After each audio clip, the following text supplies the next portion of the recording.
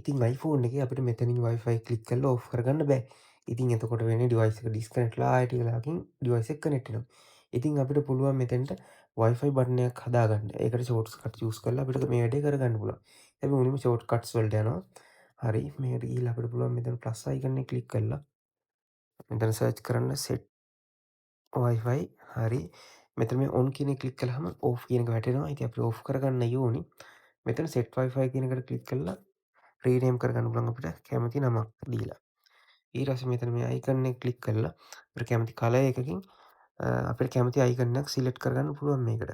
මෙතන ගිහලා අපිට Wi-Fi අයිකන් එක ක්ලික් කරගත්තයින් පස්සේ අපිට මේකට ඇඩ් කරගන්න පුළුවන්. හරි දැන් අපිට කරන්න තියෙන්නේ මෙතන තැන ටච් කරගෙන ඉඳලා ඇඩ් කන්ට්‍රෝල් කියන එක ක්ලික් කරන්න. මෙතන අපි සර්ච් කරන්න ෂෝට්කට්ස් කියලා. හරි අපිට මෙතනින් චූස් දුන්න හැකි අපි හදාගත්ත ෂෝට්කට් එක මෙහෙම සිලෙක්ට් කරලා අපි මෙතෙන්ට ඇඩ් කරගන්නවා. හරි දැන් බලන්න. ඉතින් අපිට පුළුවන් මේ අලුතෙන් හදාගත්ත Wi-Fi ස්විච් එක යූස් කරලා Wi-Fi ඕෆ් කරගන්න.